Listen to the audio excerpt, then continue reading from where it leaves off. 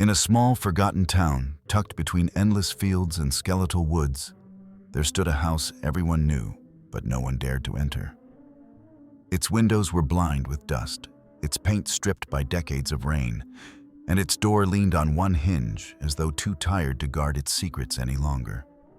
The locals called it the Hallow House, and they spoke of it in hushed tones, a relic of something dark that time itself refused to touch. Children dared each other to step onto its porch at dusk.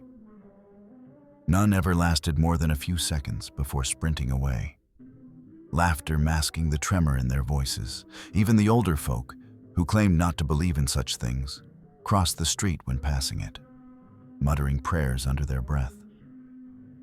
They said that years ago, a family lived there, a husband, a wife, and their young daughter, and that one autumn night, they vanished without a trace. Dinner plates were still set on the table, the television still humming static. No bodies, no clues, just absence. After that night, the town seemed to wither. Businesses closed, families moved away. Those who stayed spoke of flickering lights in the house's windows and faint laughter echoing through the trees. But no one went inside. Not until Alex Carter decided he would. Alex was 17, the kind of boy who needed to see things for himself. His friends often called him reckless, but he preferred curious. In a town where nothing ever happened, curiosity was the only escape from the monotony. The stories about the Hallow House fascinated him. He'd read every rumor online, pieced together newspaper clippings in the library, and listened to old folks ramble about the spirits that guard the place. When he finally stood before it one gray afternoon, the air itself seemed to tighten around him. The wind whistled through the broken shingles. The trees creaked like warning voices. Still, Alex's heart beat with a mix of fear and excitement. He adjusted his backpack, pulled out his flashlight, and stepped onto the porch. The wood moaned beneath his sneakers. "Just an old house," he muttered. "What's the worst that could happen?" The door answered with a long, drawn-out creak as it swung open on its own. Inside, the air was stale, thick with the smell of rot and something faintly metallic. Dust hung in the light, seeping through cracked windows, swirling like restless spirits. The silence felt alive. Every step Alex took stirred echoes. His flashlight beam cut through layers of cobwebs and revealed fragments of a life long gone. A toppled chair, a cracked photo frame, a piano covered in dust.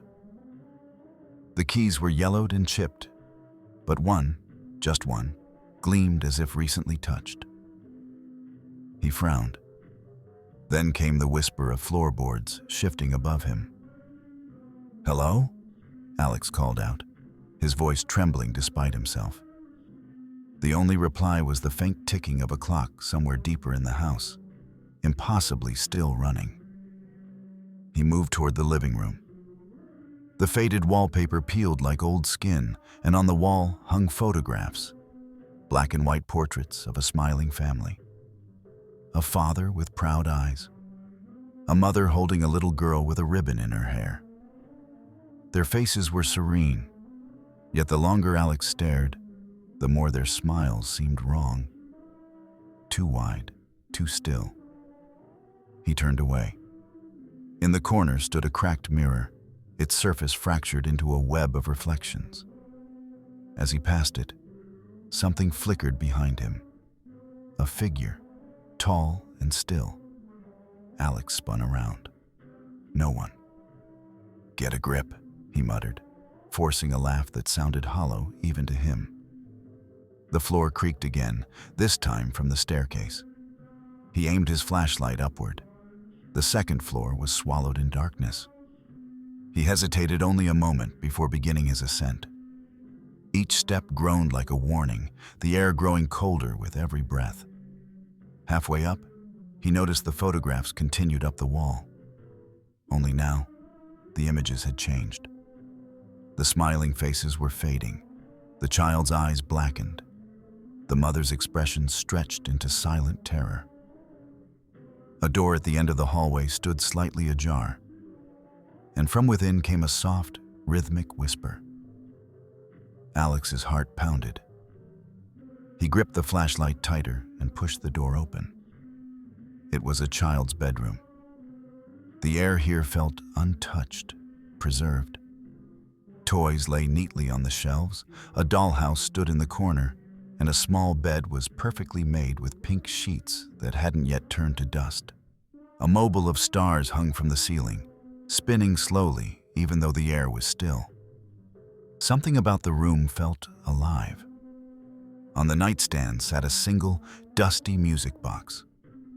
Without thinking, Alex brushed his fingers against it. The lid creaked open, and a soft lullaby began to play, the tune warping and slowing, like the house itself was breathing through it. Then the door slammed shut behind him. Darkness swallowed everything. "Hey! What the hell?" Alex shouted, fumbling for his phone. His flashlight had gone dead. The phone's glow lit only his trembling hands, and in that pale light, he saw it. A figure stood in the corner, tall, shadowy. Its limbs seemed too long, its head tilted unnaturally to one side. Two faint points of light, eyes, shimmered in the dark. "Who's there?" Alex whispered. The thing took a step forward. The floorboards didn't creak. They groaned, as if under a massive weight. "Alex?"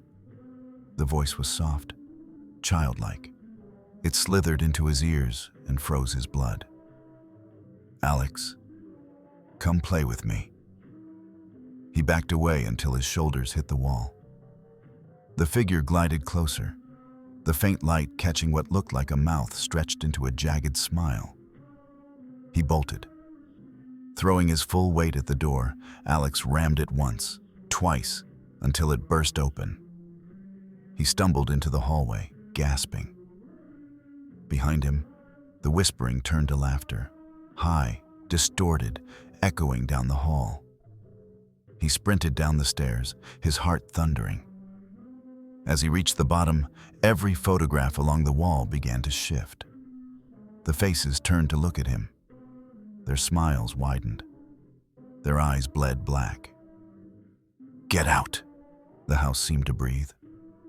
He reached the front door and yanked at the handle. It wouldn't budge. He slammed his shoulder against it again and again until finally it gave way. Cold air hit him like a wave. Alex stumbled out into the night, falling to his knees on the overgrown grass. The house behind him was silent once more, the windows like hollow eyes staring out into the dark. But before he could look away, movement caught his eye. At the top of the staircase, framed in the window, the figure stood, watching, smiling. Alex ran. He didn't stop until he reached the edge of town, his breath ragged and tears streaming down his face. When people found him the next morning, he refused to speak of what he'd seen. The only thing he said, over and over, was, "She knew my name." In the weeks that followed, Alex changed. His friends said he stopped sleeping. His parents said he would stare at mirrors for hours. The neighbors sometimes heard him talking to someone when he was alone, his voice low and frightened. And one night, much like the family before him, Alex disappeared. The police searched the woods, the river, every house in town. Nothing. Only his backpack was found, lying on the porch of the Hallow house, the zipper open and the flashlight inside still flickering faintly. Now, when the wind is right and the night is quiet, the people of the town swear they can hear two voices coming from the old house, one high and childlike, one low and trembling. Sometimes, if you listen closely, you can hear it calling through the dark. "Come play with us, Alex." And if you're foolish enough to go looking, the door is always open.